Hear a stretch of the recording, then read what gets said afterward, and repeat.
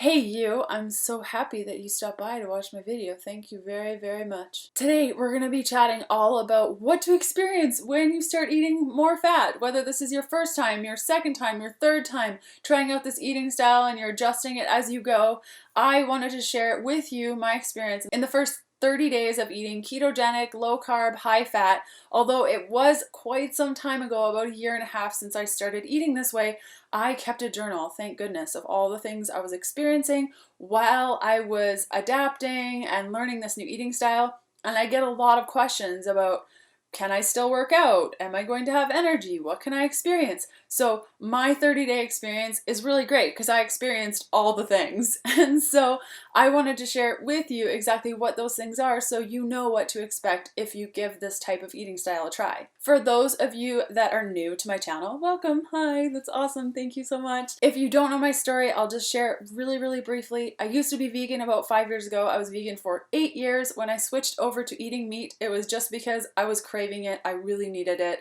for my health, for my body. It was very clear just from a physical standpoint that I needed meat in my life. So I started including more meat. At the time, even when I was vegan, I had really bad hormones. They were super low, had amenorrhea for 8 years. Started eating meat, found out I was allergic to gluten and dairy, so removed those. Went paleo, that still didn't really help. I gained about 20 pounds on hormone replacement therapy when I was trying to adjust my hormones and boost them back up. So then I went on a low-calorie, low-fat diet, and then I was starving, and then I binged all the time. And then I found keto, which is what I'm currently doing now. I've lost all the weight, I'm healing my hormones. In fact, they're pretty much in tip-top shape right now. I'm at month 5 of balanced, beautiful hormones. And my ketogenic eating style has really transformed over the last year and a half. But whether you're starting off at one of my fat-fueled profiles, which I outline in my book, Fat Fueled, I'll include a link over here and also down below. If you're starting off with, say, the full keto, which is full-blown keto, or you're doing a daily fat burner, which is just including more fat, it's likely that you will have a similar experience to mine and that you can pick from those different experiences and notes that I'm about to share with you. Now, what I'm about to read is from my program, The Keto Beginning, which was my program from 2014, which introduces people to eating this way. So without further ado, I'm basically just going to read from the book for the 30-day experience. Are you ready? Yeah. Day 1, my fat intake today was 102 grams, 45% of my overall intake. And it's the first time I've ever had this much fat in one day. A little scared of what's in store, but I remain optimistic. Day number 2. I'm eating 40 grams of net carbohydrates, that's 30 grams of fiber plus 40 grams of net carbs equals 70 total carbs, for a total of 15% of my intake coming from carbs. I've chosen to eat fruit at least for the first couple of days. Today after lunch, I had the worst acid reflux. I've never had acid reflux. It's horrible. Straight up, it was horrible. Day 3, still experiencing acid reflux after my meals. I think it's my body's way of telling me that it's not used to eating this much fat. It's likely that it will dissipate in the next couple of days. No need to take medications. My body will figure this one out. Day 4, acid reflux gone. Yes! I feel like it had something to do with my body not being too sure how to process all of the fats that I was eating. So happy that it's gone. I chose to go down to 30 net carbs today, that's 30 grams of fiber and 30 grams of net carbs, which equals 60 total carbs, and up my fat intake from 45% to 70%. I'm still sitting around 70 grams of protein. This makes my macro ratio about 15% from carbs, 70% from fat, and 15% from protein. So you can see, day 1 to 4, I took my time adjusting to adding more fat. And at the time, I was tracking things. And if you follow a program such as my program, Fat Fueled, then you really don't need to count things because it's all kind of laid out for you. But for me, I didn't really have anything to really follow, so I tracked what I was eating to really take note of how I was including fats and becoming quite nitpicky about how I could switch over the carbs and fats, because I was eating about 60% of all my calories were coming from carbs before I did this. Day number 5, I woke up and felt really weak. Keto flew all the way. This was definitely brought on by the change of my macronutrient ratio yesterday. Now I know that about 45% fat won't get me into ketosis. Experienced pins and needles in yoga today, guessing it was because of my electrolyte imbalance. To help with keto flu symptoms and pins and needles, I drank 5,000 milliliters of spring water and mineral drops and electrolyte powder. Day number 6. Wow, what a difference a day makes. Pins and needles are gone and I'm feeling fantastic. 10% carbohydrate, 75% fat, 10% protein feels really good in my body. I've learned today that electrolyte powder sweetened with stevia makes my blood glucose levels go up. So you're probably wondering, like, how did she test her blood glucose levels? At the time when I was doing the transition, I did have a blood glucose monitor and I pricked right here on my skin. They say the finger, but that is like brutally painful. So I did right here on my palm and I would check my blood glucose an hour after my meals and then 2 hours after my meals, before I went to bed and right when I woke up. Day number 7, mild keto flu feelings. My brain doesn't feel like it's working properly, but another good day of 10% carbohydrate, 75% fat, 10% protein. I've effortlessly ate only 2 meals today. I just wasn't hungry. Such a good freeing feeling. And when I did get hungry, I wasn't in a punchy mood. Feeling pretty good today and my blood ketone tests prove it. So also while I was adjusting to eating this way, I tested my ketones. So again, test in the palm, I did it right when I woke up. Another piece of this is that I effortlessly went into intermittent fasting. It wasn't this like, okay, now I'm doing it. It just kind of happened. And if you want to learn more about intermittent fasting, I've included a video in the corner and also down below if you want to check that out. Day number 8, I ate too much protein by accident this morning, 120 grams, and then craved food all day, making me very hungry and irritable. Until today, I had no idea that the body could turn dietary protein into glucose. This is crazy to me. Just shows how important it is to follow a moderate protein amount if you're trying to get into ketosis. I totally remember this day. It was horrible. Day number 9. The protein I ate on day 8 kicked me out of ketosis, woke up carb hungry, and I found that challenging to concentrate all day. It's like I have a veil over my brain. So this is a little note. If you eat too much protein, chances are you'll wake up in the morning craving carbs. So if you wake up in the morning craving carbs, maybe look at what you ate the day before and figure out what happened there that you're craving carbs in the morning. Day number 10. I think I've learned that the highest amount of protein that I can have is 75 grams. That's about 1.2 grams of protein per kilogram of body weight. And that my ideal net carbohydrate is about 15 to 20 grams to avoid protein cravings. Which is interesting because now, having been completely fat adapted for over a year and a half, I can do upwards of like 80 net carbs and it totally doesn't affect my cravings. Day 11. I am still experiencing cravings from day 8's protein accident. Just eat the fat, just eat the fat. Oftentimes if I'm craving things and I've played around with my macros, I just go towards more fat until my body's like, oh right, that's the fuel we use.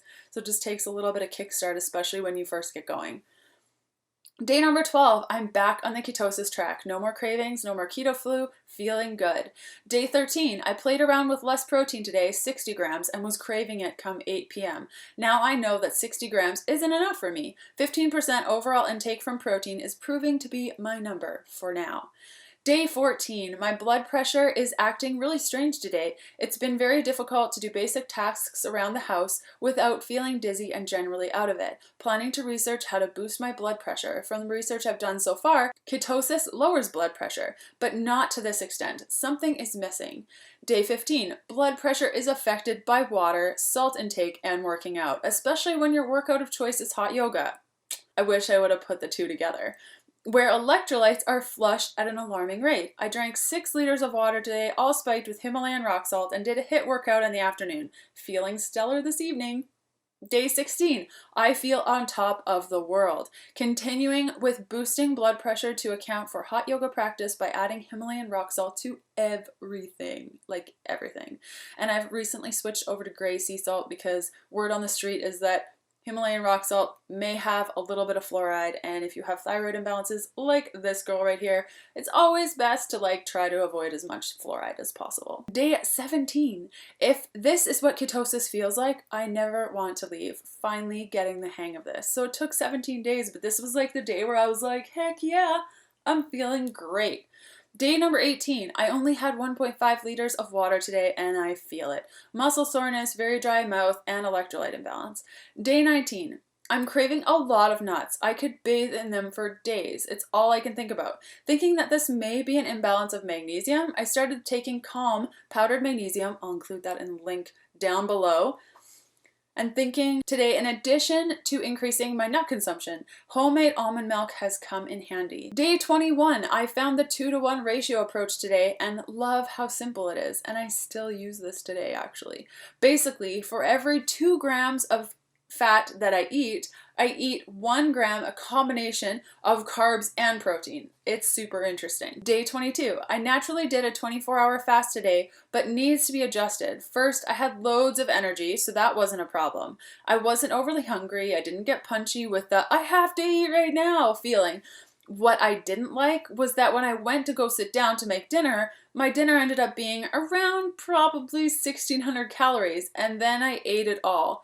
Super bad choice. I was very bloated, lots of cravings, blood sugar spikes, so next time, maybe I can try a fast between 12 p.m. and 12 p.m. the following day, then have a meal at 12, followed by another meal at 5 p.m. Day 23, I tried a 16-hour fasting period, and it led to perfect balance of energy all day long and no overeating. So this is really cool. I really started to step into the intermittent fasting. While I'm reading this too, know that if you follow a program, then you won't have to do a lot of this guesswork. This is because I wasn't following a plan. So you'll notice that I went back and forth on things and I was like, oh, there's a craving, oh, there's this. But if you're following a program, you don't need to be that stealthy with your body and your nutrition because this is my job, but I know this isn't your job. You just kind of like want the steps to get there, but don't want to maybe discover all of the steps to get there. Day 24 and day 25 maintained the eating schedule I discovered that works best for me. So this is the 16-hour fasting period that I really liked. Sliding into my happy place for sure. Day 26. Okay, have I mentioned my bowel movements? Stellar! Simply, my bowels are happy. Day 27, I planned a cyclical ketosis day where I ate 3 grams of carbohydrates for every 1 kilogram of my body weight. Opted for a large baked sweet potato with shredded pork and homemade barbecue sauce with grain-free crackers later on and a big salad with some fruit too. I could feel the sugar coursing through my veins. It's unlike anything I've ever experienced.